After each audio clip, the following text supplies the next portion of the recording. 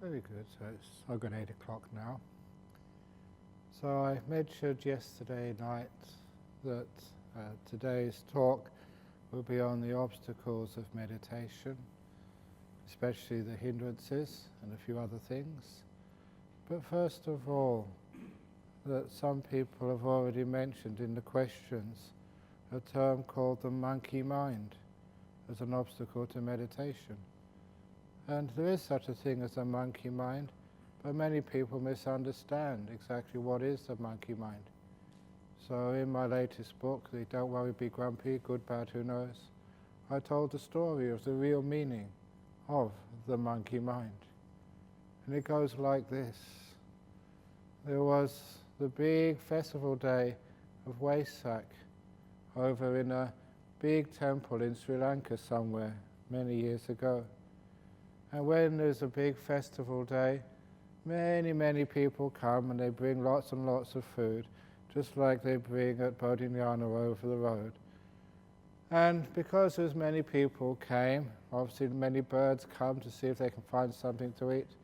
And also, being Sri Lanka, the monkeys came as well, to see if somebody could drop a banana or they'd drop a mango, and that would be their lunch. There's always lots to eat for the monkeys during festival days.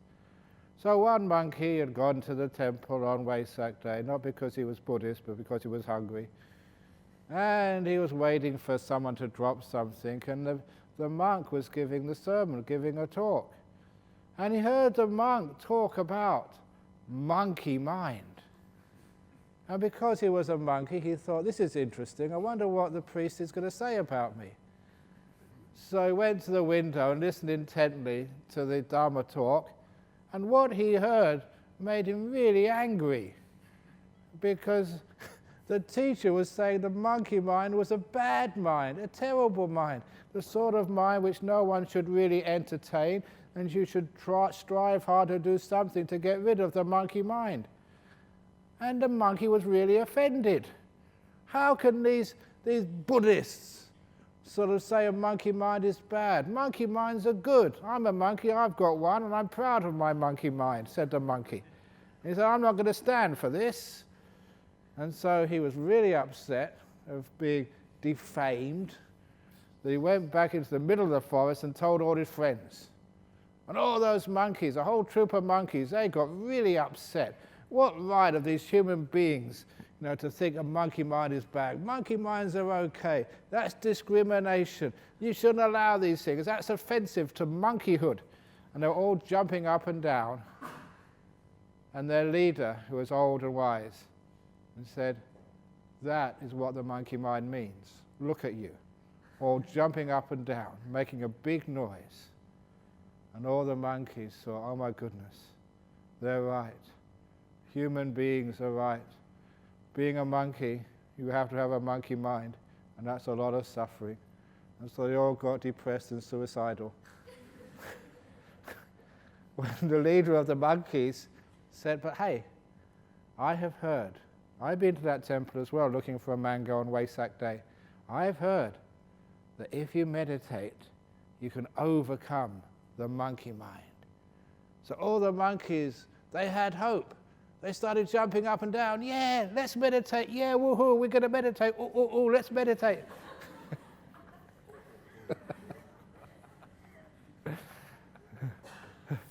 And everyone said, but how do we meditate? And they all got very still again and sad. And one of the other monkeys said, look, I've watched them. What you've got to do is get a nice cushion, and then you've got to sit down quietly and watch your breath. So they said, yeah, let's all meditate, let's all get a cushion. So they all went into the forest, they got leaves, they got grass, and made really nice cushions for themselves. They really enjoyed that. And then the monkey who'd seen some meditation before, now you've got to sit down on the cushion. So all the monkeys sat down. They got right leg over the left leg. Right paw over the left paw. So they all put their right paw over the left paw. Back straight, so all the monkeys went perfectly straight. Chin slightly tucked in, and watch your breath. Breathing in, breathing out. And that was the first time in history that monkeys ever meditated. The forest hadn't been that quiet, ever. only for a minute. And then one of the monkeys put their hand up and said, excuse me, in the middle of the meditation. I've been thinking. Do you remember that early this morning we planned to go to the banana plantation and raid that plantation because all the bananas are nice and ripe and bring it back into the forest for lunch? And the other, yeah, I've been thinking that too. Yeah, me too. Look, let's get that out of the way first of all. Let's raid the banana plantation, get all that work out of the way. Then we can sit down and meditate without having to think about things. Yeah, said the monkeys. They jumped up and down off their zafus. Yeah, let's go and raid the banana plantation. Yeah. Ooh, ooh, ooh. I'm not going to do that again.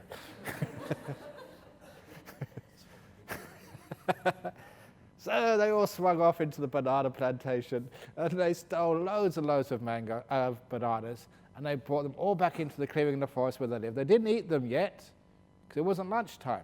They just got that out of the way, get the preparation out of the way, so they could meditate. Then they all sat on their zafus in the middle of the forest, right leg over the left leg, right paw over the left paw, back straight, heads down, close their eyes, breathing in, breathing out. And once again, the forest was silent. Excuse me, said another of the monkeys. I was thinking, before we eat those bananas, they all have to be peeled first of all. So why don't we peel the bananas first of all, get it out of the way so I don't have to think about it? Yeah, I've been thinking the same. Yeah, let's do this, said all the monkeys. So they got off from their zafus and they peeled all the bananas. They never ate any yet. They just peeled them because you've got to get that out of the way first of all so you don't need to think about it. And they piled all the bananas in the middle, all nicely peeled, so they wouldn't have to do anything before lunch. And then they all got back on their cushions. Right leg over the left leg, right paw over the left paw, thumbs touching, head down, close your eyes, meditating, breathing in, breathing out. Breathing in, breathing out. Just watching. Excuse me, said another monkey. And everyone opened their eyes. I've been thinking, said the third monkey, before we eat those bananas, we have to put them in our mouth first of all. Let's get that out of the way. We won't eat them, we just put them in the mouth because it's not lunchtime yet. So yeah, they all said, what a great idea. So they all got up from their cushions and they all got a banana each, put it in their mouths. Of course, there was a couple of monkeys put 2 bananas in their mouth. You know what it's like, go and see the lunchtime on the buffet. You know who those monkeys are. One monkey put 3 in his mouth. But they didn't eat it yet. So with the bananas in the monkeys' mouths, they went back on their cushions, sat down, right leg over the left leg, right paw over the left paw, back straight, chin tucked in, close their eyes. And what do you think happened next? When everyone's eyes were closed, they ate all those bananas. And they never ever did meditate. Because now the time for meditation was over. Now that is called the monkey mind. Let's get this out of the way first, and then I'll meditate. Let's just, have this cup of tea, then I'll meditate. Let's go for the walk, then I'll meditate. Let's get my chores out of the way, then I'll meditate. Let's, wait till the kids leave home, then I'll meditate. Let's wait till I retire, then I've got time, then I'll meditate. Let's wait till I die. And that is the problem with people. So with meditation is patience, but it's also the type of patience, and I figured out there's 2 types of patience. It's the second type of patience. The first type of patience is waiting for something to happen. It's waiting in the future. That's also part of getting things out of the way, first of all, then I'll do something. Sometimes we wait in the future, and that's a big obstacle for your meditation, especially those of you who've had some good experiences, and you're waiting for it to happen again. Those of you who've got lots of trust in my teachings, and you say, well, Ajahn Brahm says, if I keep doing this, I get delightful breath, the body will disappear, and I get these lights, I get bliss, and you're waiting for it to happen. If you're waiting in the future, waiting for something to happen, that's not patience at all. That's craving. That's wanting. So please never wait for something to happen. You'll just get frustrated. And people sometimes they complain to me, look, I've been doing everything you said and I haven't got any jhanas yet. I haven't got any lights. I can't even watch my breath. You haven't been doing what I said. You've been wanting something to happen. Don't want anything to happen. That's waiting in the future. Instead, wait in the present moment. Just be here and enjoy and relax in this moment. It's never going to come again. Wait here, not in the future. So the whole idea of wanting something to happen, demanding something to occur, expecting beautiful meditations, that's all called waiting in the future. That is an obstacle to meditation. It's craving, it's wanting. Because when you're waiting for something to happen, you're not really looking here, you're not mindful here. You know, it's like you're at the bus stop. Instead of enjoying the bus stop, you're looking down the road. Where's the bus coming? Is it coming yet? You're not actually in the present moment. I was very happy to see someone sent me some photographs of Montreal. And there's a couple of people from Montreal here.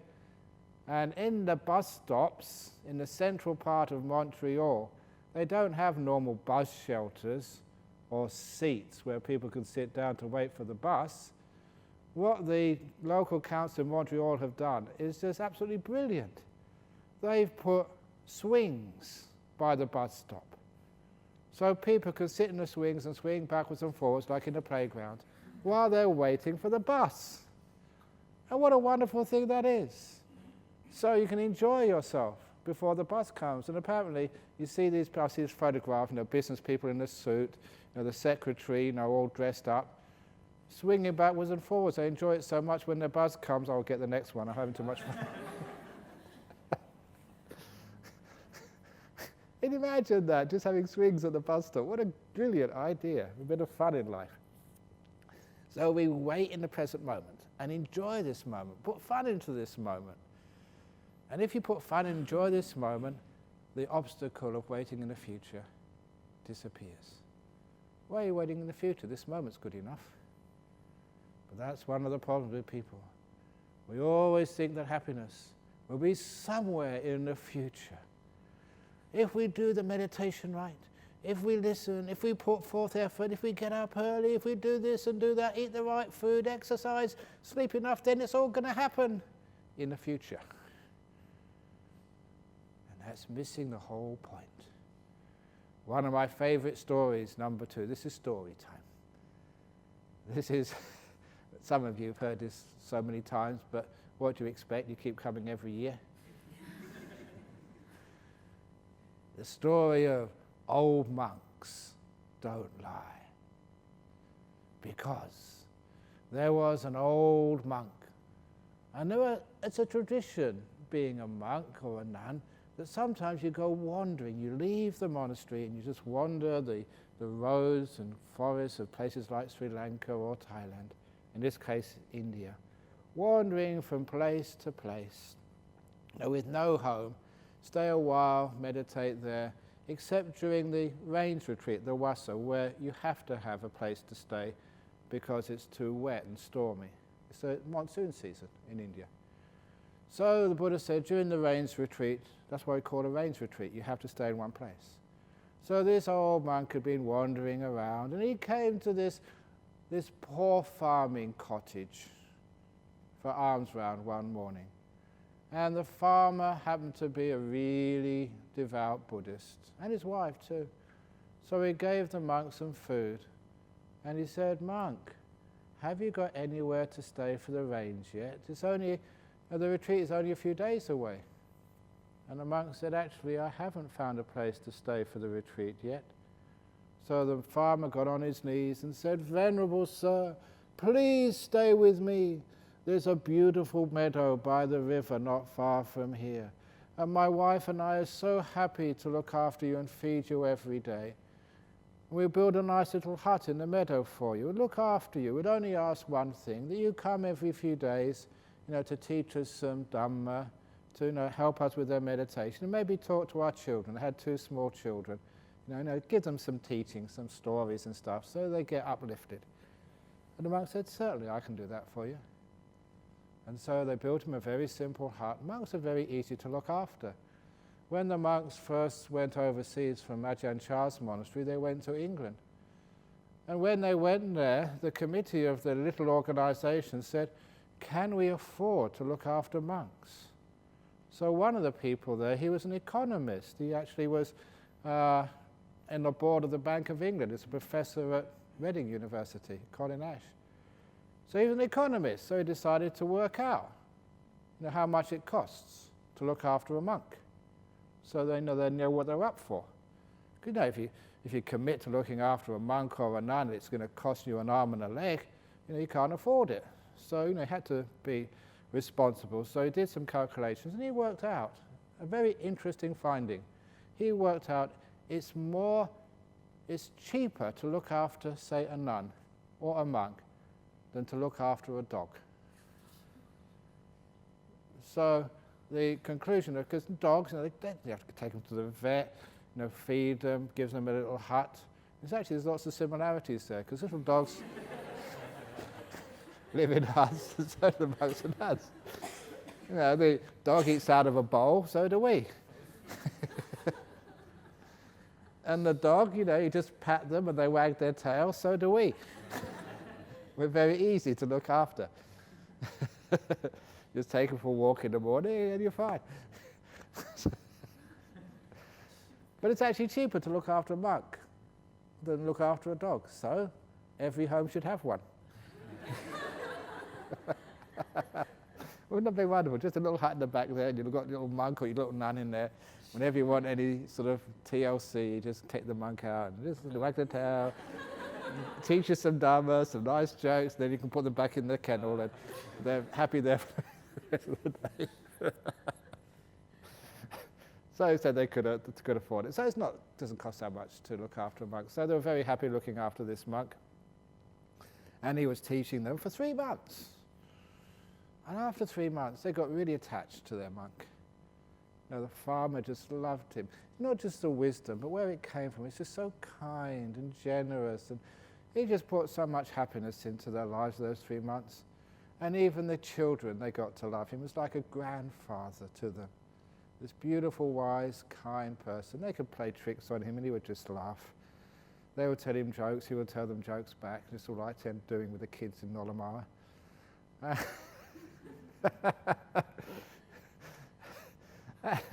I told this one, see if you get this one. It's, I can prove you're not here. Shirley, I can prove you're not here. Are you in New York? No, you're not in New York. Are you in London? Are you in San Francisco? No. Are you in Toronto? That's where you live. Okay, if you're not in Toronto, you're not in San Francisco, you're not in New York, you're not in London, then you must be somewhere else, correct? And if you're somewhere else, you can't be here. Proven. That's a kid's joke. So as a monk, it's good to have some kids' jokes so you can play around with the kids. So, even the kids loved this old monk. And they also had a dog. And even the dog liked the old monk. It's just his character and his kindness and softness. Even the dog always wagged its tail when the monk came by. So when, after the rains retreat, the monk told them, it's time for me to move on. I'm a wandering monk. I don't stay in one place. So tomorrow I won't come for alms round. I'll be on my journey again. And the husband, the farmer, and his wife burst out crying. And the kids wailed, and even the dog put his tail between his legs and whined. And they didn't want the monk to go, but he had to. But he said, you've been very good to me. And my meditation has been better than ever in the beautiful hut you built for me. So good that I've actually seen some things which I want to share with you. He said, not far away, much closer than you think, there's a huge buried treasure. I want you to have that. And so actually, it's amazing, doesn't matter how sad you are, when you win the lottery. That was just about as good. They stopped crying. Yeah? What? He said, but you have to follow the instructions perfectly to find the treasure. Yeah, we'll follow the instructions. What do we have to do? And he said, following morning, you got to stand at the doorway of your house at dawn. You got to face the direction where the rising sun comes. And take up your bow and arrow, which you use for hunting, you're a farmer. And point the bow and arrow in the direction of the rising sun. And as the sun rises completely above the horizon, let the arrow fly. And where the arrow falls, there you will find the treasure. He said, I guarantee that because I'm an old monk, and old monks don't lie. So they were sad he was going to go the following day. They were also excited because being a poor farmer is a very hard life. And they realized the next day they would be rich, comfortable, and they could relax in life. So the following morning they were up really early, way before dawn, through excitement. They waited till dawn, and they picked up, the husband stood in the doorway of his house, he picked up the bow and arrow, and he waited and waited and waited for the sun to rise, and when it finally rose above the horizon, he pointed the bow and arrow in the direction of the rising sun, and he shot that arrow, and they all ran after it to find out where it fell. The kids and the dog, the wife, had to carry the spade, because this was India a long time ago. The husbands give all the orders and the wives have to do all the work. But there's karma involved if you act like that. So, where the arrow fell, the husband ordered his wife to dig a hole. And she dug, and she dug, and she dug, and what did she find? You've heard this before. Nothing. Only trouble. Because I know you've heard this before, but I love telling the story. And it fell in a land belonging to this rich merchant. And the rich merchant caught them and said, you can't dig in other people's land. That's against the law, and I've got a good lawyer. I'm going to take you to court and sue you for all your worth. I'm going to take your farm and everything. You've destroyed my land. And the wife said, not my fault. My husband told me to do it. And the husband, not my fault. This old monk, he said we'd find a treasure here. And at that, the merchant said, old monk? I'm a Buddhist too. And old monks don't lie. There's no treasure here. What did he tell you? And when the husband told the instructions, the merchant said, I know where you went wrong. Look at you. You're a weak farmer. You don't eat properly. You've got no muscles on you. You can't shoot a bow and arrow. I'll tell you what, said the merchant. I will shoot that bow and arrow tomorrow morning and do the deal. We'll split the proceeds 50-50. I'm a merchant. And that's all I can do for you. Or go to court. And so the farmer said, okay, deal. So the following morning, the merchant was there at the threshold of the house with the bow and arrow. And he knew he'd find something because old monks don't lie. He had total faith in this old monk. And as the sun rose, the merchant stood standing in the doorway of the house, pointed the bow and arrow in the direction of the rising sun. When the sun came totally above the horizon, he shot the arrow. It went much further because it was much stronger. He ate better. And where it fell, he ran after it, the farmer ran after it, the wife ran after it, even the kids went, and of course the dog went too.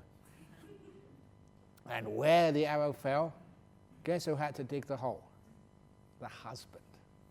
That's the karma. If you get your wife to do dirty work, next day you'll have to do the dirty work. It's fair, it's karma. So he had to dig this big hole. He dug and dug and dug, sweating all over. And what did he find? Nothing, only more trouble. Because this time the arrow fell in a field belonging to the general in the army. And he came along with his soldiers, saw them, and he said, you can't destroy my field, and told his soldiers, cut the head off. And the farmer said, it wasn't me, and it was the rich man, he told me to do this. Cut his head off as well, said the general. No, it's not me, it's this old monk. He said we'd find a treasure here. And at that the general said, put your swords away. I'm a Buddhist too, sort of. You know, even the generals, they still want their weapons blessed and all sorts of ridiculous stuff done. So, I'm a Buddhist too, so what did the old monk say? Because old monks don't lie. And when he heard the instruction, he said, look, it's obvious where you've both made mistakes. You're lay people. You don't know how to shoot a bow and arrow. You've got to be in the military to know bows and arrows. Look, he said, the deal is, tomorrow I will shoot that bow and arrow. I'm trained in archery. I'm a military, I'm a general. And we'll split the proceeds 3 ways. I know we'll find it because old monks don't lie. So the following morning, the general was there, together with the rich man, the farmer, the wife, the 2 kids, and the dog. And as dawn came up, the general picked up the bow and arrow, stood at the doorway of the house, and as the sun got above the horizon, he shot the arrow, and that went a huge distance. He was a soldier, he was trained. And they all ran after it. The rich man, he was puffing away because he was fat. The farmer, the wife, the kids, and the dog was enjoying himself, going for nice runs every morning. And where the arrow fell, this time the rich man had to dig the hole. And he dug, and he dug, and he dug, and what did he find? Nothing. Only much more trouble. Because this time the arrow fell in the garden belonging to the king. Well, that was big trouble. Because the king had them all arrested, including the general. And he brought them into the court and said, destroying the king's property is a capital offense. I will have to execute every one of you, including the dog. Oh, poor dog. And the dog whined, and the whine meant it's not my fault. And the general said, look, it's not my fault. This rich man got me into this trouble. The rich man said, it's not my fault. It's this farmer was saying all sorts of lies. And the farmer said, it wasn't lies. I got this from this old monk. He said, we'll find a treasure. And at that, the king said, did you say old monk? Yeah, the old monk. I'm a Buddhist too, said the king. So, what did the old monk say?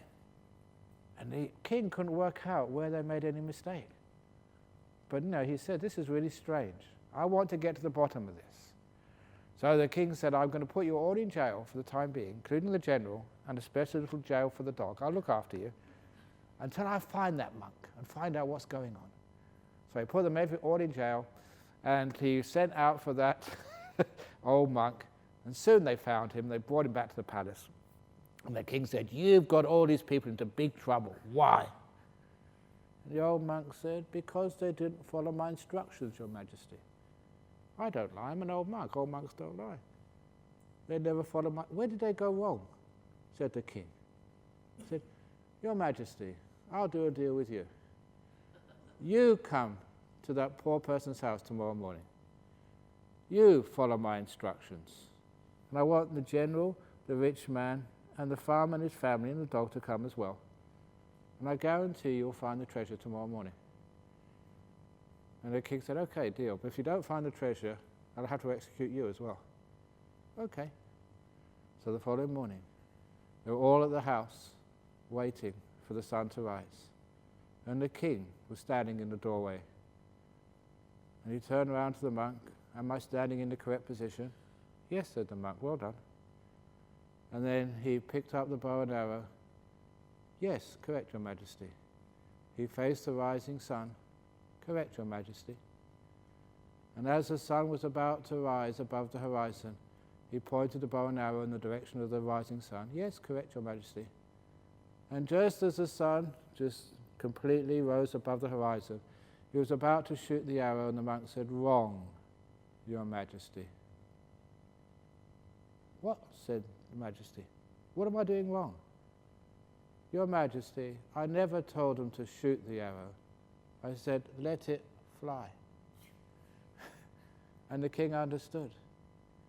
He let go of the arrow, and the arrow fell right down between his feet. He let it fly straight down.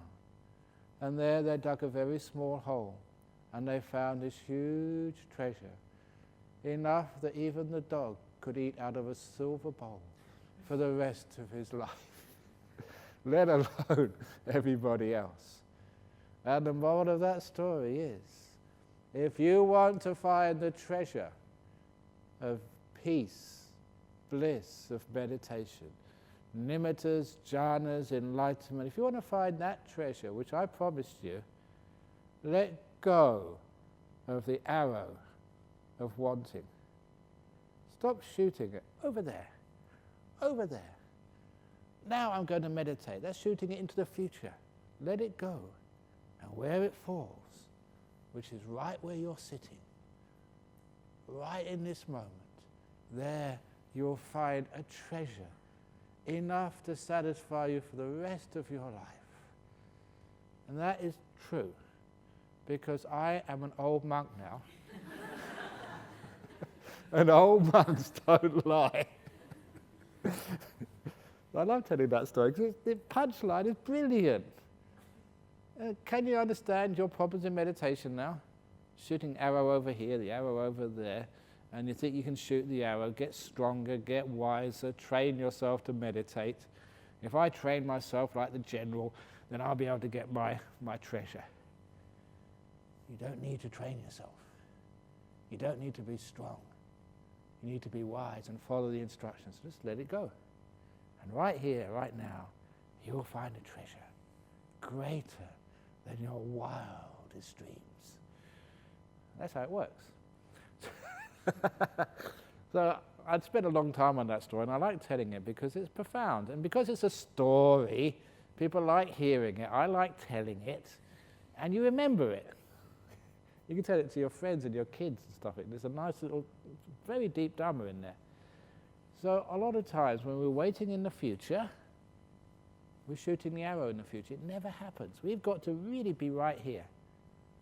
And if you really get into the present moment, all the obstacles in meditation, they usually disappear. You have to have the future to want something. You have to, this is actually where the arrow is going to go. There's no future. How can you want anything? How can you desire anything? Have some perception of where you want to go to. Meditation, we don't have any concept of where we're going to go to. All we have is the concept of where we are right now, just now. That's all, nothing else. And where you only have that concept, the arrow has to fall right here, where you're standing, where you're sitting, where you're eating, where you're going to the toilet, right here. That's where you find the Dhamma. So when you're meditating, no future, no past. I'm not going to wait in the future. I'm not going to wait for something to happen. What's happening now? That's the only thing I'm concerned about. What's happening now? What's happening now? I'm not trying to change anything. I need a future for that. Just now, just now. Straight away it means you don't do anything. You can't do anything. You're just here. And you wait in this moment, patiently. And little by little, the meditation happens. And actually the path of meditation is a simile which I developed as a simile of the lotus flower. Now the lotus is a great symbol of Buddhism. We've got one over there. And it's the 1,000-petal lotus simile. A lotus is closed at night time. And if you look at that lotus at night time, the outermost petal is always rough, dirty, because it takes the wind and the dust of the day. And it has no fragrance to it. It's got no color to it at all. It's rough, serrated. But when the light of sun rises in the morning, when those first rays of the sun hit the outer petal of the lotus, it warms it up. The warmth and the light from the sun opens up that outermost petal. And inside is the first real layers of petals of that lotus. White and with a bit of gold, you start to have some fragrance. It's beautiful inside. And because the outermost petal is opened, that allows the light and the warmth of the sun to hit the next layer of petals. So they open up. And the second layer of petals inside is even more beautiful and more fragrant and more thin. And that receives the light and the warmth of the sun. That opens up. And the next layer opens up. And the next layer opens up, and the deeper you go into the lotus, the more beautiful are those petals. the more their perfume is just so delightful. And the thinner and more subtle are those petals. And that is a simile of meditation. The warmth and light of the sun stands for kindness. That's the warmth. And the light, the mindfulness. The mindfulness and kindness, being aware and caring. Not going anywhere. Staying in this moment, just being aware and being kind. And your mind is a lotus. It opens out. On the outside, the outermost layer of petals is all rough and dirty, and because it has to withstand all of the stress and the turmoil and struggles of your life. But inside, you get into the beautiful petals. I like telling this simile in prisons, because those guys I see in prison, the rapists, the murderers, the thieves, they're so rough on the outside. But I know they're lotuses. You open them up, and they've got some beautiful fragrant petals inside. And these are supposed to be rejects of society. No, it's just on the outside. You open them up, and it's gorgeous what's inside. Same with you. You think you're hopeless. Just stay in this moment. Stop wanting things. Stop shooting the arrow of craving here all over the place. And allow the warmth and the light of mindfulness to open you up. And it does open. Ooh. The body is relaxed. It opens up. And you go to the world of your mind. Yeah, it's got past and future, all these thoughts. Don't fight the thoughts. All these things you think are obstacles to meditation, they're important for you. It's the attitude is the obstacle, not what you're aware of. So don't try and get rid of things. Don't try and want things. Just allow awareness and kindness to stay with what you have now. And that will open your mind to the next level. It just happens. So you're sitting there just watching your stupid old mind. And the thoughts of the past and the thoughts of the future, they vanish. You don't try and get rid of them. You're aware and kind, that's all. And awareness and kindness, you relax, you rest, and you come right into this moment.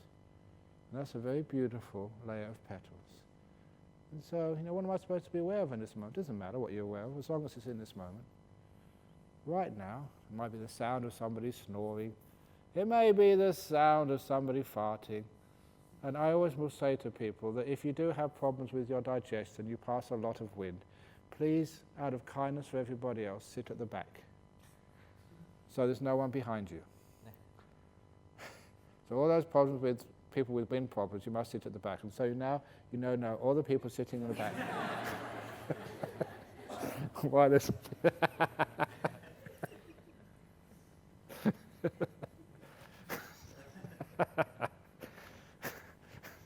So, sorry. Whatever you're aware of. Just be aware of it, be kind to it, and then it opens up, and you go inside. You go inside the present moment. You know what's right inside the present moment? The present moment layer of petals, when you go inside, it's actually silence. You go so deep in the present moment, there's no time to think, to say anything. You can't comment on anything. You're right in this moment. Have you ever listened to classical music? I used to love classical music. And one of the reasons why is you had to stay with every sound. And you could not sort of go off into the future. You couldn't linger into the past. You had to be right here in every moment. And, you may have gone to a concert, and a brilliant concert. And I used to like, really weird, Monteverdi was one of my favourites when I was at Cambridge. But, you listen to that, and if you made a comment, turn around to your girlfriend, that was really good, wasn't it? You get kicked out. Because when you made a comment, it meant you weren't listening to the music. You were making comments and disturbed everybody else.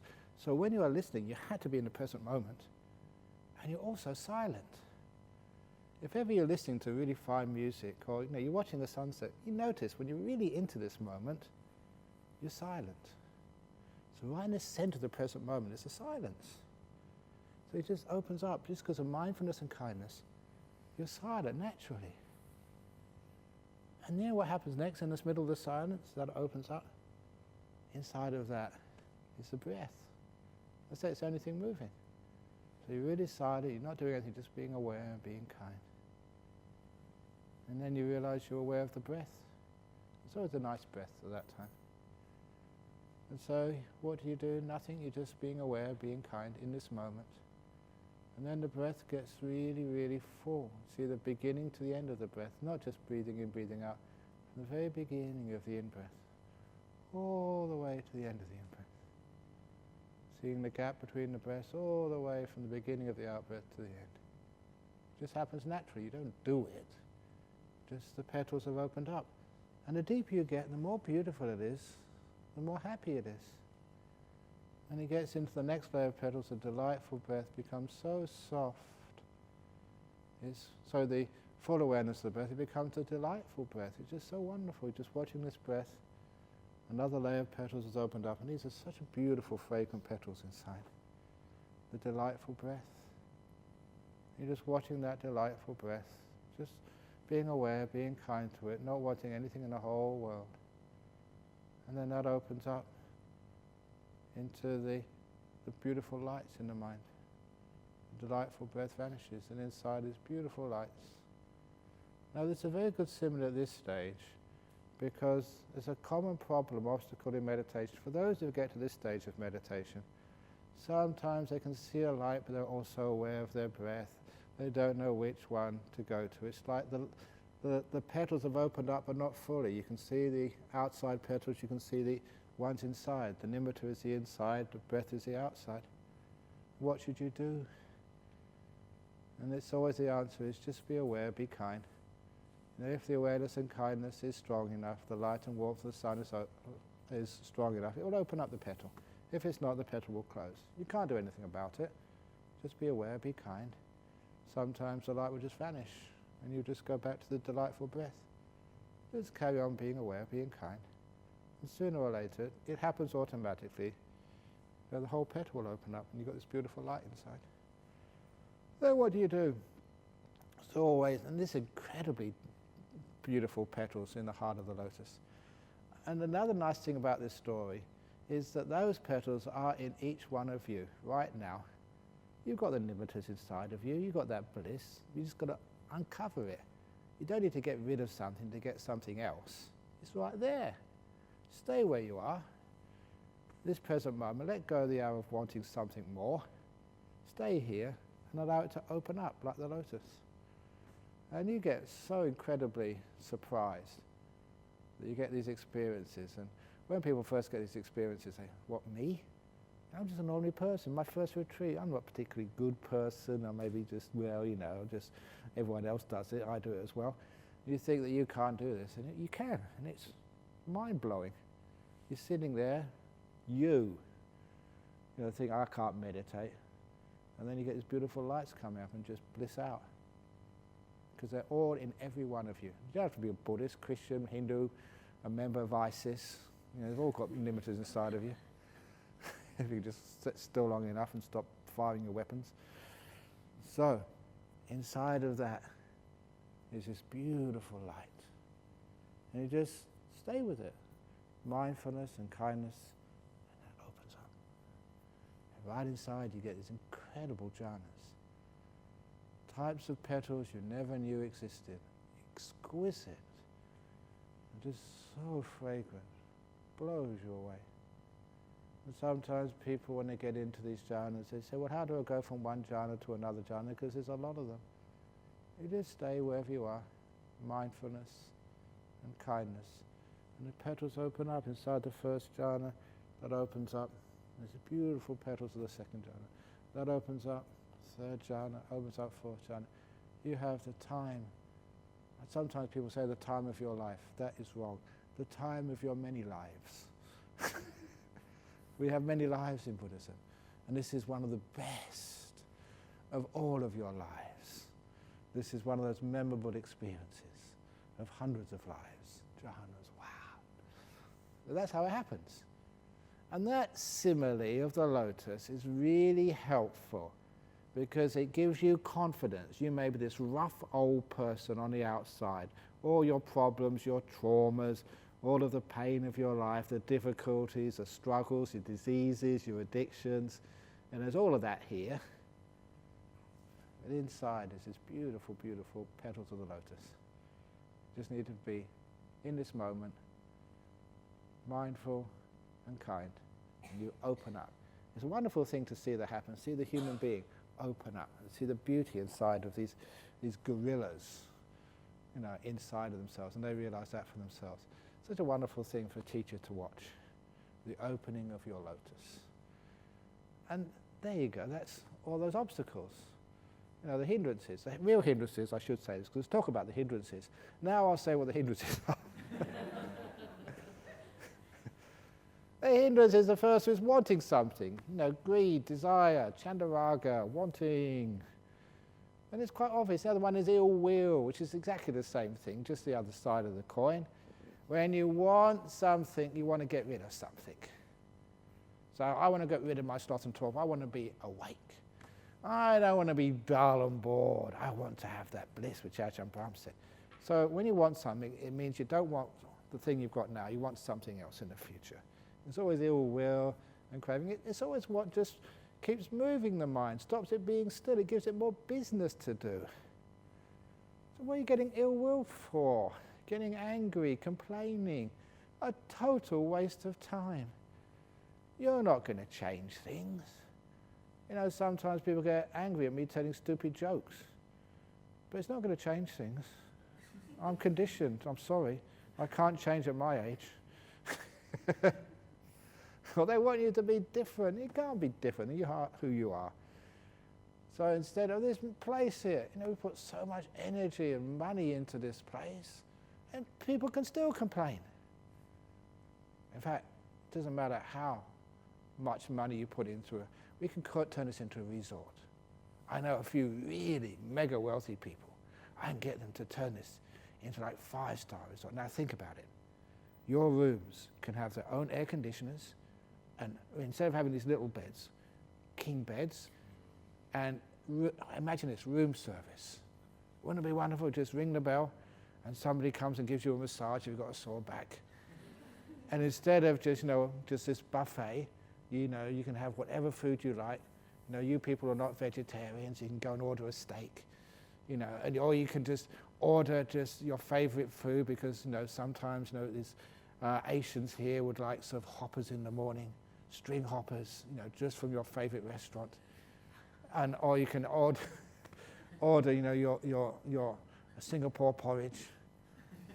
You can just think about it now, and you just order it with and have a menu, not just just take it or leave it, but a real menu with professional cooks, 5-star cuisine. Imagine we can have a resort retreat center like that, and instead of actually having to come here, you get picked up in the buggy to come here to meditate, and every little place in this room has its. You pull down the cord, and your own little air conditioner comes in. And not just one monk to service everybody. You have your own personal meditation trainer. Your own monk, 24 hours a day at your service. Just for you and no one else. If you feel down, he can come and tell you a joke. If you've got a little problem in meditation, you can get access to him immediately. You don't have to queue up and put your name down this blooming list. And if I could do that, you would still complain. The string hoppers are not quite spicy enough. They're not hot enough. Because in life, it's never good enough when you have hindrances. Can't be. Your dear husband, never good enough. Doesn't matter how much he tries. Your wife, never good enough. Why can't you look like Angelina Jolie?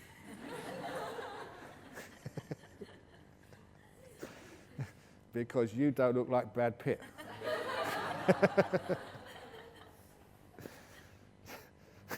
So we always have this stuff. So when you've got hindrances, you can't enjoy. And this is a very quick teaching, very powerful. It's what in there, one of the quotes in my quote books. When you want something more, you can't enjoy what you already have. That's Four Noble Truths in one line. When you want something more, you can't enjoy what you already have. And people have worked so hard all their lives, they've got so much, and they can't enjoy it because they're busy working to get something more. Such a shame. And how much do you need? Yeah, you can actually keep working, but at least spend a day just enjoying what you have. You worked so hard for this. You've got a house, enjoy it. Stop making it better or cleaner or putting on additions. Want to go up in the market. I'm going to sell my small house, get a bigger one. Sell the bigger one and get an enormous one. Sell an enormous one and get a gigantic one. It was crazy. So what more do you want? Yeah, you can actually do that, but at least spend a day of the week, or at least an hour, at least 5 minutes of your life enjoying what you've already got. This is good enough. And that is when you want something more, you can't enjoy what you already have. When you're happy with what you've got, you have incredible happiness. You're at peace. So that's why the first two hindrances, wanting and not wanting, that stops you being happy.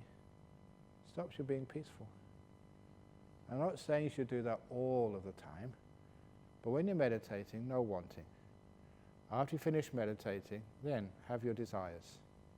For example, if you need to go to the toilet, don't let go here. Want to go over there. So when you meditate, just totally sort of no wanting, I'm just happy to be here. With whatever type of mind you've got. You're tired, you're restless, you're crazy, you're dull, you're frustrated, you're bored, you're running up the wall. Great. I don't want anything more in the whole world except just to be me. With my stupid, dull, tired mind. You try that. The hindrances go. And your lotus, boom, boom, boom, starts to open up really quickly. And you don't realize, wow, this was a stupid, dull, boring old me a few minutes ago, and now I've got these incredible limiters. What's going on? When you don't want anything, all these things, they just happen. It's contentment. Content upon content upon content, and you go really deeply in. And that's the first two hindrances. The third and fourth hindrance is dullness or restlessness. Now the trouble with dullness and restlessness, I had dullness big time when I was in Thailand, and I would fight it. I thought that effort was going to get me through this. Sometimes it did. Sometimes all my sleepiness vanished, and I couldn't stop thinking. Think. Okay, come on, calm down the thoughts. Settle down, let go. And the mind stopped thinking. I fell asleep again. And you're always between those two, dullness and restlessness. When I looked at the dullness, first of all, now I look back upon that, it's just, how stupid can a person be? I was born in England, okay? A nice, cool country.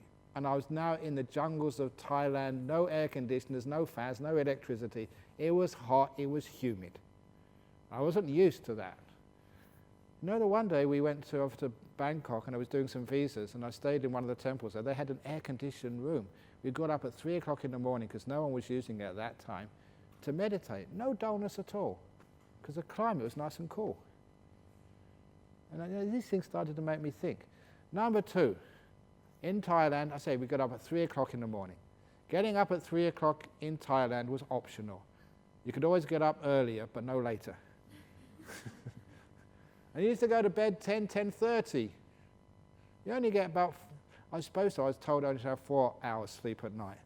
But I cheated, I had 4.5 usually. And I couldn't get less than 4.5. So, and you meditated in the morning, I was sleep deprived. And number three, I told you the food you used to eat, frog and rice. And it was just, I was malnourished. malnourished, sleep deprived, in a climate I wasn't used to. And I say, with respect to the Buddha, even the Buddha, if he was born in England with that, he'd have got tired too and got sleepy. It was just total physical stuff. And after I realized that, I said, no, have an aircon in this room. Have comfortable places where you can sleep. Good food, because that's important to overcome dullness. Simple thing like sleeping enough, resting. Because a lot of your dullness is nothing to do with you. It's not because you're lazy. People in the West are so highly motivated, and each one of you is so highly motivated. You get on this retreat, you know how hard it is to get on these retreats? The last one just booked out in 7 minutes. You have to be motivated. So you've got enough motivation, but if you're dull, it's just because you're tired. So take a rest, eat well, have cups of coffee, whatever you want, because then you get the physical thing gone. And the other reason is that, because we may not be physically tired, we're mentally tired. You've been working your brain so hard. So you've got to give it time to relax and recuperate, which is doing nothing. It's hard for me to teach you to do nothing, but at least you'll be doing much less in the last few days. So your brain actually starts to wake up and the sleepiness starts to go. But if you fight the sleepiness through willpower, you're just encouraging more doing. So when the dullness goes, restless, you slow down that type of doing and just go to sleep again. You find the middle way between sleepiness and dullness just by relaxing. And then your mind is just perfectly poised. And the next thing to overcome the sloth and torpor and the restlessness is developing the perception of happiness, joy. Be grateful for this place. Beautiful food, nice rooms, great sort of people looking after you, nice nature, great teachings, brilliant jokes. Well, maybe we won't say anything about the jokes. But at least, be grateful for what you have. And then you're happy. We've got something in Buddhism, I saw this, the fault-finding mind. I won't go on to too long because I'm way over time already. 2 bad bricks in the wall simile, you all know that story. First wall, I saw 2 bad bricks and I wanted to destroy the wall. All I could see is faults. I couldn't appreciate that wall. Until somebody said there was 998 good bricks there, and when I could see that, it was a nice wall. It showed me how to find happiness. Because a lot of times, we always see the faults in you. I'm a terrible person. I'm hopeless. I'm supposed to be a monk 40 years and this is all I can do, tell the same old stories and jokes every time. I'm hopeless, I might as well kill myself. I might as well go off and get a proper job. It's so easy to get into that negativity because you just see your faults. So don't see the faults, see all the incredible stuff you've done. This beautiful place we built here, the lovely community, all amazing, just, you are just an incredibly wonderful person if you see the whole picture. If you just focus on 1 or 2 bad faults in life, tragedies like someone's death, if that's all you focus on, you don't see the big picture, you get depressed. So 2 bad bricks on the wall sees the happiness in life, sees the beauty and all the incredible, wonderful qualities in you. You're a human being. This is actually a high realm in Buddhism, the human realm. There's many, many lower realms, and you're not in the lower realms. So that means you're pretty high quality. And the fact you've come to a Buddhist retreat, that means you're really high quality. The fact you've come to a Buddhist retreat with Ajahn Brahm, that means you're way up there. Oh, you're nice people. So, what that means is you're happy. You'll find happiness with things. When you're happy, you'll find happiness. You're not bored. I don't know how anyone can be bored in this place. There's such beautiful bricks to look at. Wow.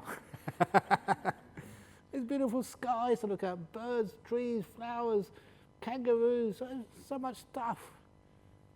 But it's amazing how people can get bored. I can see them I've seen this before when I visited people's houses. They open up the fridge, nothing to eat. It's packed. They turn on the TV. When I was a kid, you had 2 channels, BBC, ITV in London. Now how many channels have you got on Foxtel? 60, 80, 100? Nothing on TV.